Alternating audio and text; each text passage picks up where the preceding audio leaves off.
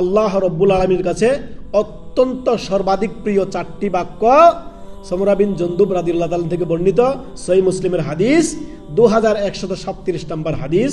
রাসূলুল্লাহ সাল্লাল্লাহু আলাইহি সাল্লাম বলেন, আহাব্বুল কালামি ইলাল্লাহি আরবান, আল্লাহর কাছে চারটি অতি প্রিয় বাক্য হচ্ছে একেবারে কয়েক সেকেন্ডে জিকিরটি করতে পারবেন। 1 নাম্বার সুবহানাল্লাহ, 2 নাম্বার আলহামদুলিল্লাহ, 3 নাম্বার লা ইলাহা ইল্লাল্লাহ, 4 নাম্বার আল্লাহু আকবার। অত্যন্ত প্রিয় বাক্য, অত্যন্ত চমৎকার জিকির, এটি কয়েক সেকেন্ডে শেষ। সুবহানাল্লাহ। তো অযথা সময় নষ্ট না করে জিকির আজকারের মধ্যে থাকুন, নেকিও পেলেন, অন্তর শান্তি থাকলো। আর জিকির দ্বারাই আল্লাহর কি হয়, মানুষের অন্তরগুলো কি আলা বিযিকরিল্লাহি তাতমাইন্নুল কুলুব, মানুষের অন্তরগুলো প্রশান্ত হয় আল্লাহর জিকির দ্বারা, আল্লাহর স্মরণ দ্বারা। সর্বদা আপনার জবান, আপনার কলব, আপনার হৃদয়কে আল্লাহর জিকির দ্বারা আপনি ব্যস্ত রাখুন। দুনিয়ায় অসার চিন্তা না করে, দুনিয়ায় ফালতু কিছু আপনার চিন্তা ভাবনা না করে আল্লাহর জিকির দ্বারা আপনি নিজের স্বপ্ন নিজেকে সিক্ত রাখুন। আল্লাহ আমাদেরকে তৌফিক দান করুন।